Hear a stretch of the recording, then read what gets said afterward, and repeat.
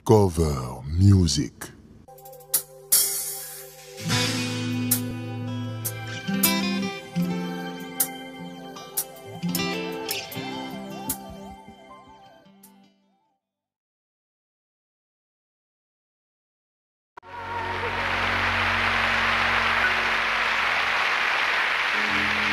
Nous écoutons maintenant le message du frère Jimmy Swaggart intitulé « Les nouveaux dieux », dans lequel il nous présente le choix vital que nous devons faire.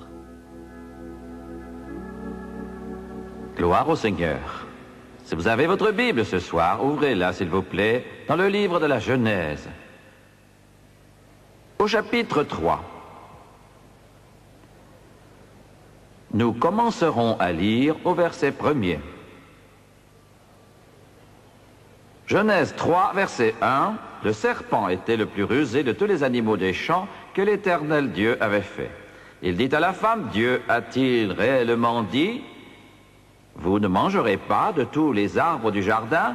La femme répondit au serpent, « Nous mangeons du fruit des arbres du jardin, mais quant au fruit de l'arbre qui est au milieu du jardin, Dieu a dit, « Vous n'en mangerez point et vous n'y toucherez point, de peur que vous ne mourriez. » Alors le serpent dit à la femme, « Vous ne mourrez point, mais Dieu sait que le jour où vous en mangerez, vos yeux s'ouvriront et que vous serez comme des dieux,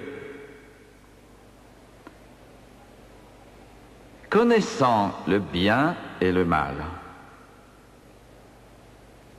La femme vit que l'arbre était bon à manger et agréable à la vue, et qu'il était précieux pour ouvrir l'intelligence. Elle prit de son fruit et en mangea. Elle en donna aussi à son mari, qui était auprès d'elle, et il en mangea. Les yeux de l'un et de l'autre s'ouvrirent. Ils connurent qu'ils étaient nus, et ayant cousu des feuilles de figuier, ils s'en firent des ceintures. J'aimerais prendre comme sujet ce soir, dans le 5e verset du 3e chapitre, cette parole de Satan est que vous serez comme des dieux. Le titre de mon sermon sera « Les nouveaux dieux ». Il y a quelque temps, j'ai eu l'occasion de m'adresser à un groupe d'universitaires à l'université de Yale, à New Haven, aux États-Unis. Yale, comme vous le savez tous, est l'une des universités les plus prestigieuses du monde.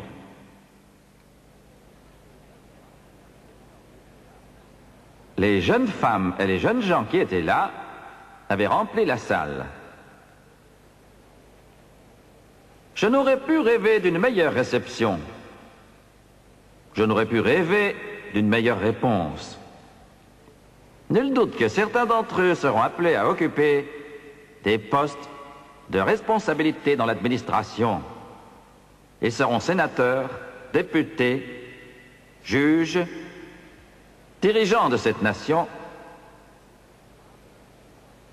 Pour ceux qui sont les plus capables, c'est ce qui les attend sans doute. Et Dieu nous a oints pour parler à ces gens. Et dès la fin de cette réunion, j'ai pu parler avec quelques-uns d'entre eux. Leurs questions étaient très nombreuses et concernaient la parole de Dieu. Il s'agissait d'étudiants en droit, d'étudiants en sciences politiques. J'ai pu parler avec un jeune homme, un sujet très brillant, qu'il m'a dit alors ceci, je suis l'un de ces humanistes dont vous avez un peu parlé ce soir.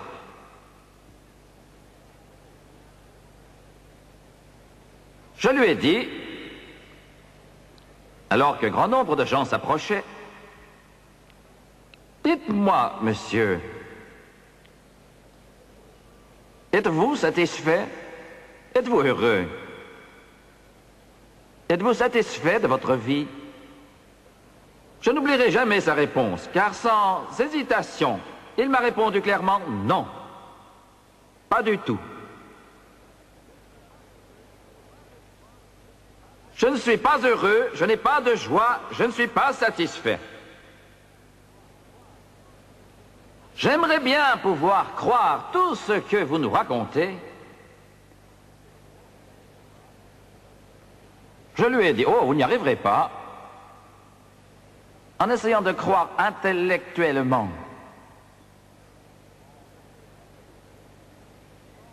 On ne peut trouver Jésus-Christ qu'en l'acceptant. Pourquoi ne pas l'essayer? Vous n'avez rien à perdre. J'aimerais vous ramener ce soir très loin en arrière, à l'aube de l'histoire.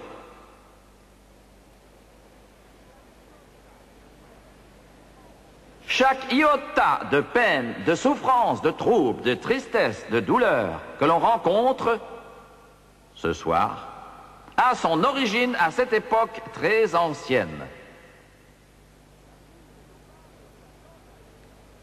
La Bible nous parle de la tentation. Quelqu'un a dit, pourquoi, quand on y réfléchit, je suis sûr que beaucoup y pensent, pourquoi Dieu a-t-il placé cet arbre de la connaissance du bien et du mal dans le jardin d'Éden? Pourquoi l'a-t-il fait? Dieu l'a fait pour bien des raisons, mais en premier lieu, Dieu a fait cela pour une raison précise. L'homme, sa plus belle création, cet être qu'il a créé à sa propre image, ne ressemblait aucunement à ce que Dieu avait créé jusque-là sur toute l'étendue de la planète. Parce que l'homme avait le pouvoir de choisir, la force de vouloir. Quel terrible pouvoir! Mais pour être ce que Dieu voulait qu'il fût, l'homme devait faire un choix. Comprenez-le bien. Pour se réaliser pleinement, pour se développer parfaitement, pour se révéler, l'homme doit faire un choix. Il ne doit pas être forcé, il ne doit pas être obligé, il doit faire un choix. Ce soir, vous avez le pouvoir de faire votre choix. Comprenez-le bien. Il en est toujours ainsi. L'arbre est encore ici. Vous m'entendez? Vous avez cette faculté, vous avez cette puissance, Dieu vous a donné cette capacité. J'enfonce le clou parce qu'il s'agit d'une chose étrange et très importante concernant le plan de Dieu pour vous. C'est plus important que le cerveau, que l'intelligence ou que le QI. C'est plus important que les organes physiques. C'est plus important que tout excepté votre âme. Vous êtes libre. Adam et Ève n'ont pas été forcés, et vous non plus. Le Saint-Esprit ce soir va parler directement à votre cœur, mais il ne vous forcera pas. Il ne vous forcera pas, il ne vous menacera pas. Il vous aimera, c'est tout. Il vous ouvrira la porte, mais il attend que vous fassiez votre choix. Satan entre en scène et leur dit: si vous faites ce que je vous dis de faire, ce n'est pas une situation complexe, non, en fait. C'est simple, Dieu dit, faites ce que je vous ai dit de faire, Satan dit, faites ce que je vous dis de faire. Dieu dit, obéissez-moi, n'allez pas à l'encontre de ma parole, faites ce que je vous dis et vous aurez la vie éternelle. Satan dit, car Satan ne peut pas promettre ce que Dieu peut vous promettre. Comprenez bien cela. Il peut vous promettre beaucoup de choses, mais il ne peut vous promettre ce que Dieu peut vous promettre.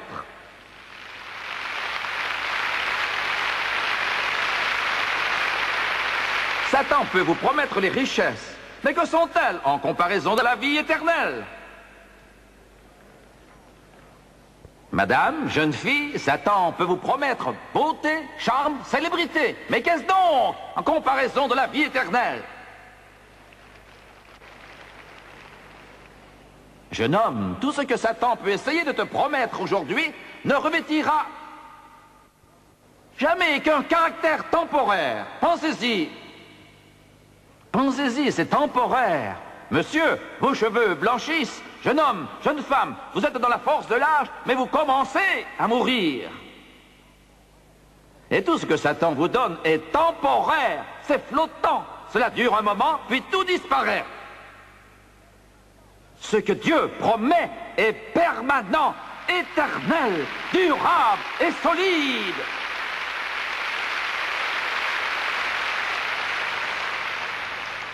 Je veux que vous compreniez bien cela. Vous me regardez ce soir et vous êtes dans votre palace super luxueux de New York, à moins que vous ne viviez dans un taudis. Quel que soit le lieu ou le pays du monde, c'est à vous de choisir.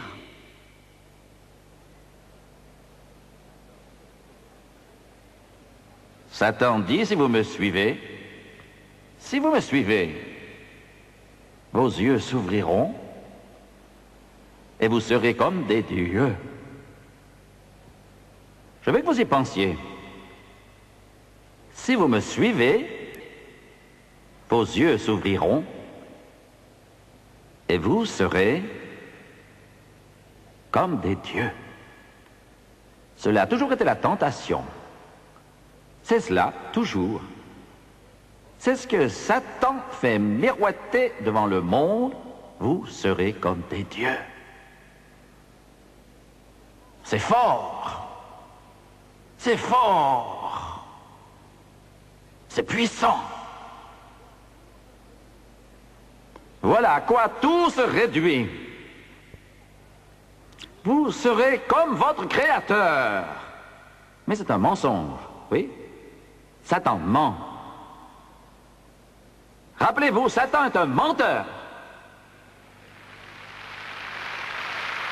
Je tiens à ce que vous compreniez bien que Satan ne tient même pas ses promesses temporaires. Il ne peut même pas accomplir ses promesses flottantes. Il promet la richesse.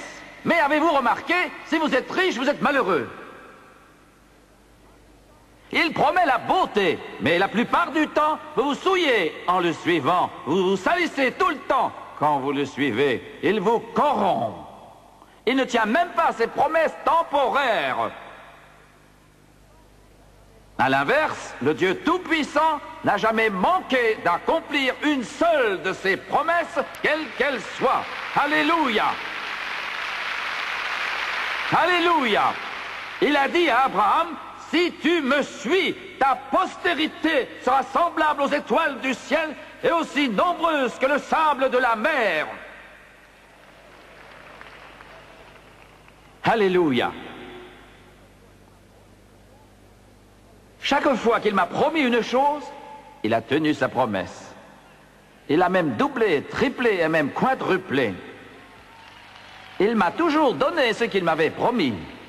Et bien plus même, une bonne mesure, bien serrée, secouée et qui déborde partout, comme dit le psalmiste, ma coupe déborde. Et l'Éternel est mon berger, je ne manquerai de rien. Il me conduit près des eaux paisibles, il restaure mon âme, il dresse devant moi une table en face de mes ennemis, et ma coupe déborde.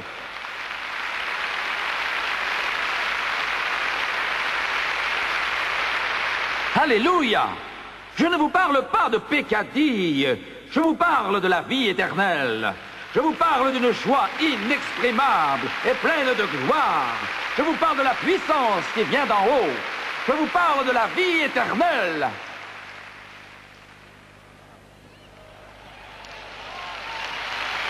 Alléluia.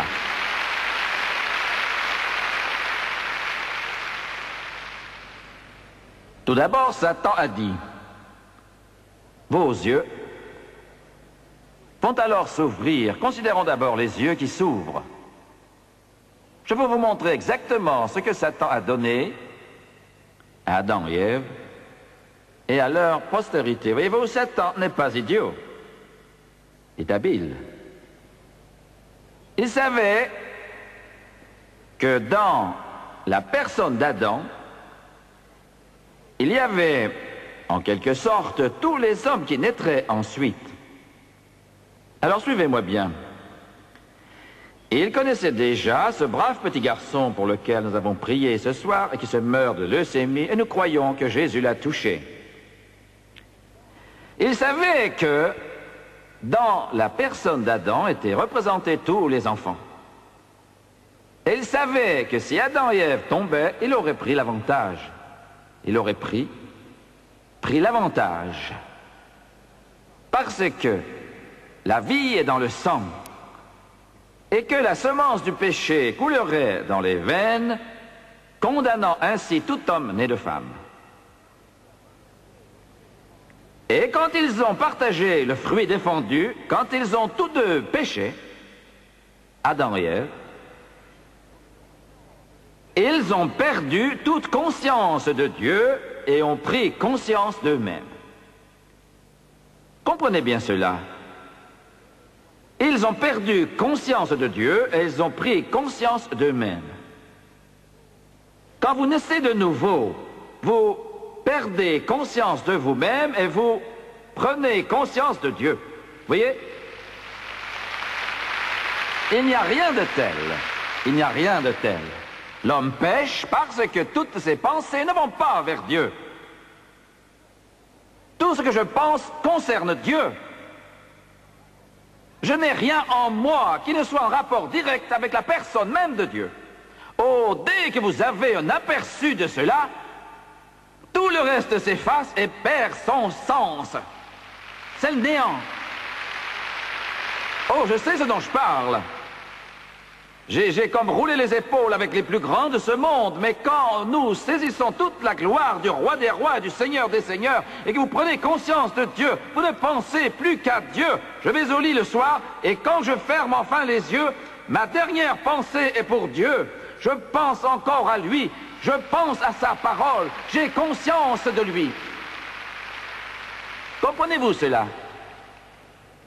Mais qui va gagner le championnat cette année, frère Swagart? Je n'en sais rien et je m'en moque. Oh, mais vous m'ennuyez, frère Swagart, vous me dérangez en plus. C'est pour cela que je ne veux pas ce que vous avez. C'est dommage pour vous. Dommage pour vous. Vous êtes en quelque sorte comme, permettez-moi d'être clair un instant, vous êtes comme un mendiant qui erre, ça et là, réclamant chaque jour sa petite aumône, alors qu'il pourrait s'asseoir à la table du roi, se nourrissant de la manne qui descend d'en haut. Non, non, non, non, non, non, non. Je ne vous dis pas que c'est un péché, je ne veux pas dire cela. Quelqu'un a dit, mais est-ce un péché? Ah non, ce n'en est pas. Ce n'est pas ce que je veux dire. C'est juste une chose qui ne sert à rien. Vous pouvez venir me voir, et si vous venez, alors écoutez-moi bien. Vous les rares journalistes qui me regardez toujours, écoutez-moi attentivement.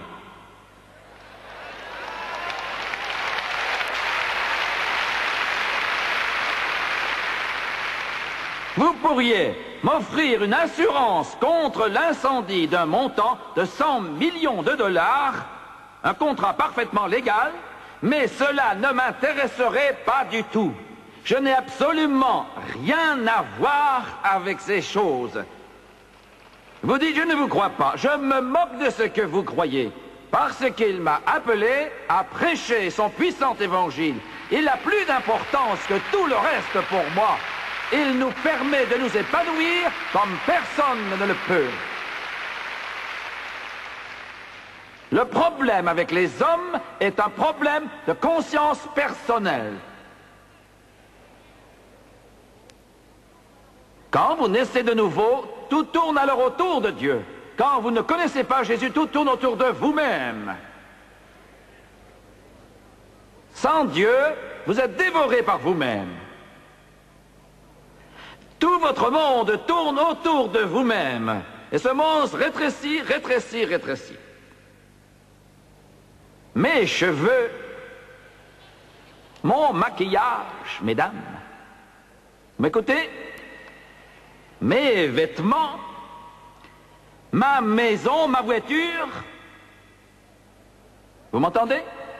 Mon instruction et mes fossiles et mes ongles, mon ceci, mon cela.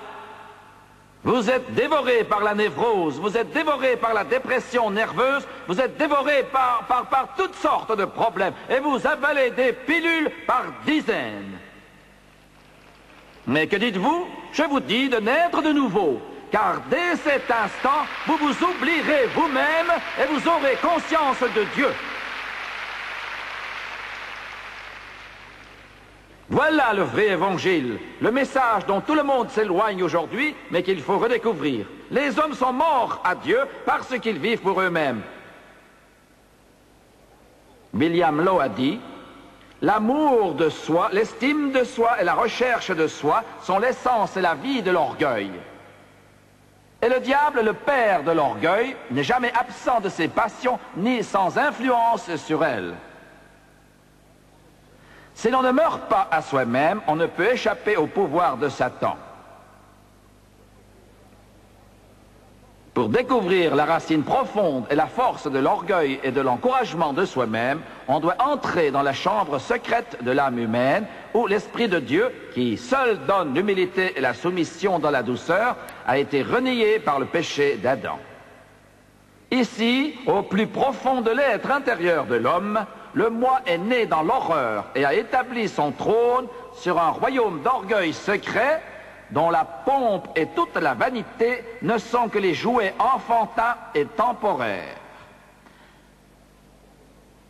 L'imagination, dernier soutien fidèle du moi, dépose des mondes inconnus à ses pieds et le couronne de revanches secrètes et d'honneurs illusoires.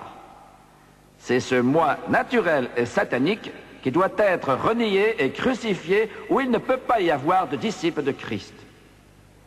Il n'est pas d'interprétation plus claire que celle qui peut se baser sur la parole de Jésus, celui qui renonce à lui-même, se charge de sa croix et me suit, celui-là seul peut être mon disciple.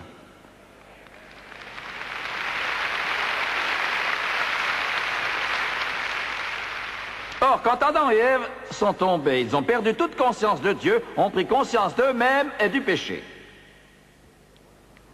Oh, je sais que l'on n'entend plus guère ce mot-là. Péché. Nous libérons l'homme de toutes ses responsabilités. L'alcoolique n'est plus un pécheur, c'est un malade. Le criminel qui erre ça et là et commet des actes horribles, honteux, lâches, criminels et très brutaux, n'est pas un criminel, c'est un malade. C'est ce que dit la société. Tous les problèmes sont le résultat de situations, ou encore de circonstances. C'est l'éthique de situation, la nouvelle moralité, c'est-à-dire l'immoralité. L'homme essaie de cacher ses échecs en changeant les mots. On ne dit plus adultère ou fornication, on dit activité sexuelle maintenant.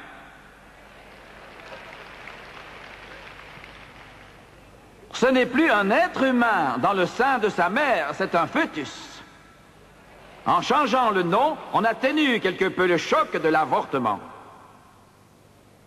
Vous entendez? On ne parle plus de prostituées, mais d'entraîneuses.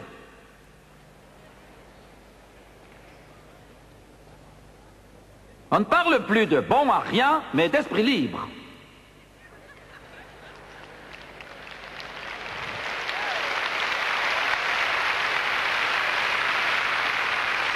Vous m'entendez? Nous savons très bien changer les noms, mais Dieu parle de péché. Oh, laissez-moi vous dire ce qui arrive quand on pêche. C'est bien pire que de violer une loi.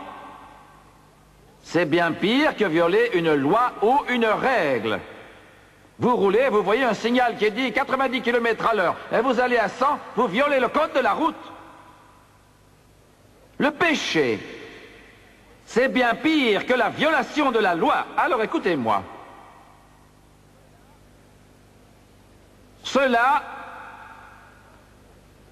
affecte votre être entier, spirituellement, physiquement, mentalement, moralement, dans tous les domaines, vous en êtes affecté. Écoutez, jeune fille, quand tu jettes au loin ta virginité pour devenir en être souillé, une piètre marchandise que l'on peut acheter pour presque rien, tu te lances peut-être sur la voie rapide et les gens te diront peut-être qu'il n'y a ni problème ni difficulté, mais il se passe quelque chose en toi. Oh oui, il se passe quelque chose dans ton âme, il se passe quelque chose dans ton corps, il se passe quelque chose dans ton esprit. Monsieur, vous pouvez tromper votre femme. Vous pouvez même dire, je ne vois pas ce qu'il peut y avoir de coupable dans cette tendresse ici et là. Mais il se passe quelque chose en vous. Vous m'entendez? Vous ne violez pas simplement la loi, car en fait, Dieu a dit, ne le fais pas. Cela affecte l'homme en entier. Vous comprenez? Je vais vous le montrer. Quand Léonard de Vinci a été chargé de peindre le tableau de la Seine, il a cherché des individus qu'il utiliserait comme modèle pour les disciples et après cela pour Jésus. Il n'a pas été trop difficile de trouver quelqu'un pour peindre ce que M. de Vinci voyait en Simon-Pierre, sa personnalité, ou Jacques, ou Jean, ou André. Mais il était plus difficile de trouver quelqu'un pour servir de modèle, pour peindre Jésus, un homme qui lui ressemble. Un homme avec cette image de perfection, d'innocence. Il fallait que le modèle respire la même compassion, l'amour, la compréhension, car personne n'avait été semblable à lui. Il a trouvé l'homme, il l'a trouvé. Et il l'a peint selon sa pensée et ce qu'il croyait être l'apparence du Seigneur. Son autre problème, ce n'était pas Pierre, ce n'était pas André, ce n'était pas Jacques, ce n'était pas Jean, ni Nathanaël, c'était Judas. Comment représenter Judas, son conflit intérieur, ce qui, au fond de lui-même, l'a finalement déterminé dans son choix? Car quand vous faites le mauvais choix, c'est la chute. Vous comprenez? Peu importe l'instruction que vous avez, peu importe tous les doctorats que vous avez, peu importe votre excellence, peu importe même votre quotient intellectuel, si vous faites le mauvais choix, vous chutez.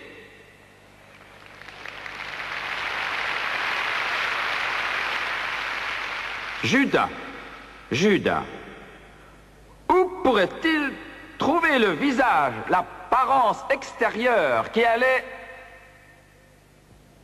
représenter la tromperie, la faute, la haine, l'envie, l'avarice de Judas?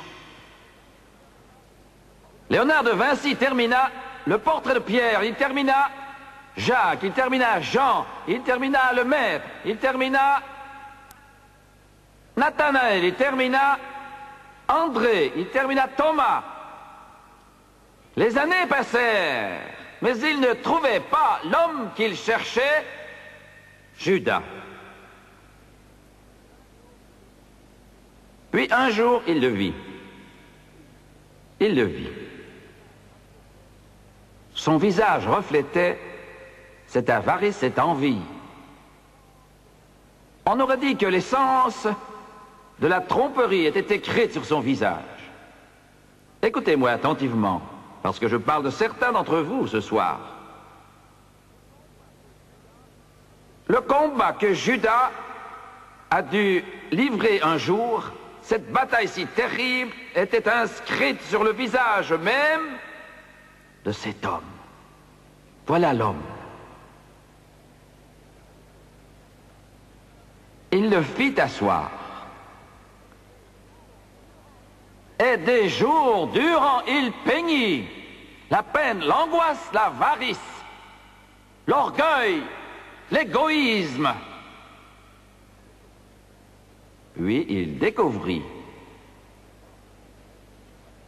que l'homme qui était assis sur la chaise, posant pour Judas, était celui-là même qui s'était assis pour Jésus-Christ quelques années auparavant. En un temps relativement court, ce qu'il était avait totalement changé. Le péché. Oh Dieu! Le péché fait régresser. Vous entendez? On n'arrête pas le péché. On ne peut tirer un trait, dire je vais faire cela et je n'irai pas plus loin. C'est impossible. On descend plus bas, plus bas, plus bas, plus bas. La seule raison pour laquelle certains d'entre vous, la seule raison pour laquelle certains téléspectateurs n'ont pas régressé aussi vite que vous l'auriez pu, c'est que quelqu'un a prié pour vous. Quelqu'un vous a tenu en la présence de Dieu. Quelqu'un a cité votre nom devant le Dieu Tout-Puissant. Vous m'entendez? Vous m'entendez? Car le péché a le pouvoir de faire régresser. Il vous fait constamment descendre. Je volerai juste un peu, mais vous descendez, vous descendez. Je m'accorderai quelques libertés, mais vous descendez, vous descendez. J'essaie de vous dire quelque chose. Vous ne pouvez pas gagner. Personne n'a jamais réussi. Le péché, seul Jésus peut briser le pouvoir de cet esclavage.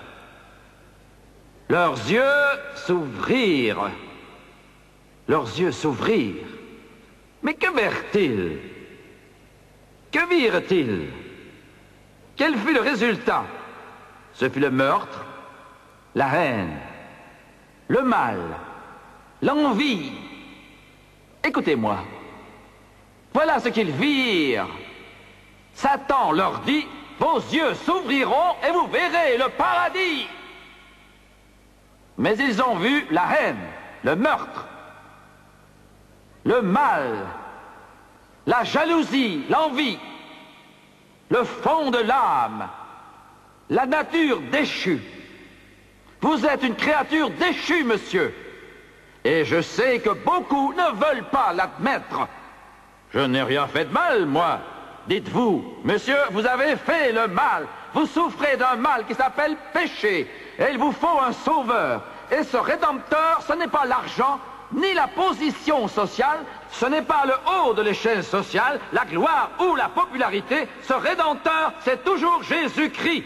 Car lui seul peut libérer tous les captifs, car il n'y a pas d'autre nom qui ait été donné aux hommes pour être sauvés.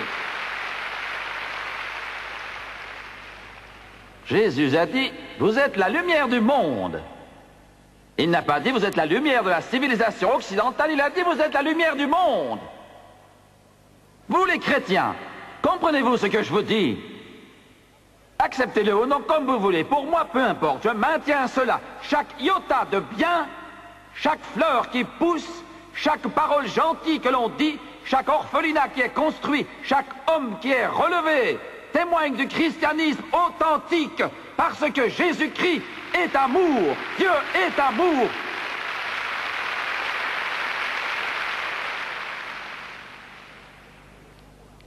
Ils ont perdu le pouvoir de faire le bien et gagné celui de faire le mal. Ne manquez pas la semaine prochaine la conclusion du message « Les nouveaux dieux ». Nous vous remercions d'avoir suivi cette émission. Nous prions qu'elle vous soit en bénédiction. Si vous désirez nous poser des questions, nous vous invitons à nous écrire dès aujourd'hui. Nous vous répondrons et vous enverrons de la littérature gratuite. C'est pourquoi écrivez-nous. Nous voulons vous aider dans votre marche avec Jésus.